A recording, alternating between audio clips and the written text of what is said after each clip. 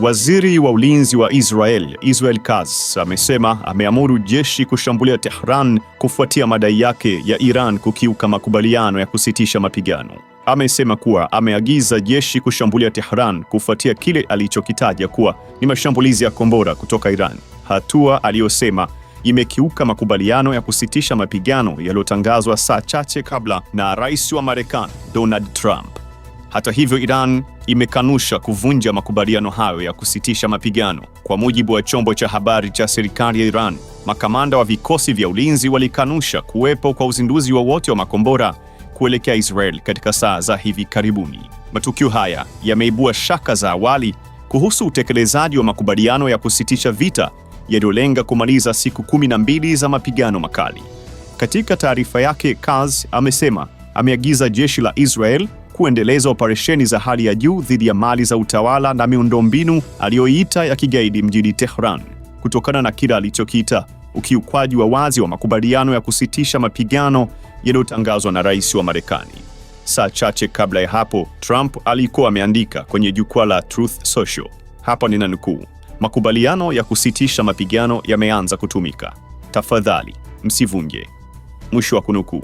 Israeli na Irani zote mbili zilithibitisha kuwepo kwa makubaliano hayo mara baada ya kutangazwa na Trump. Waziri Mkuu wa Israel Benjamin Netanyahu amesema kuwa Israeli imefanikiwa kufikia malengo yake tangu ilipoanzisha shambulio la ghafla tarehe 13 Juni dhidi ya Iran, ikilenga kuharibu mpango wake wa nyuklia na uwezo wake wa makombora. Israeli inamshukuru Rais Trump na Marekani kwa msaada wao katika ulinzi na ushiriki wao katika kuondoa tishio la nyuklia kutoka Iran, amesema Netanyahu. Kwa upande wake, Iran inasisitiza kuwa mpango wake wa nyuklia ni kwa matumizi ya amani pekee na inakanusha madai ya kutaka kutengeneza silaha za nyuklia. Baraza Kuu la Usalama wa Taifa la Iran limesema kuwa jeshi lake limeilazimisha Israeli kukubali kushindwa upande mmoja na kukubali kusitisha mapigano. Limetangaza kuwa vikosi vya Iran vitaendelea kuwa tayari kwa ajili ya visasi kujibu shambulio lolote la adui.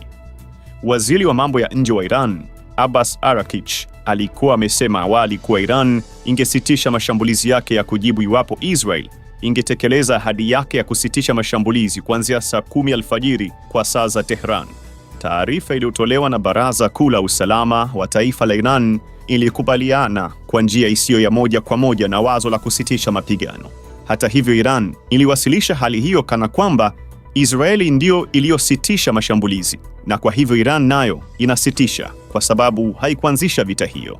Mapema, ofisi ya haki za binadamu ya Umoja wa Mataifa ililani shambulio lililofanywa na Israel dhidi ya gereza la Evin siku ya Jumatatu, ikisema kuwa eneo hilo halikustahili kulengwa. Gereza la Evin si shabaha ya kijeshi na kulilenga ni ukiukwaji mkubwa wa sheria za kimataifa za binadamu, alisema msemaji wa haki za binadamu wa UN Thamin Al-Qitan, akiwaambia waandishi wa habari mjini Geneva siku ya Jumanne bila kulitaja jina la Israel moja kwa moja.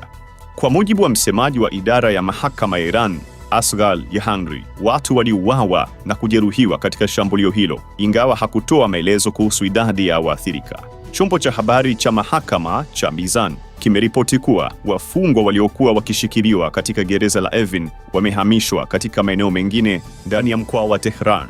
Hii ni Poa Media.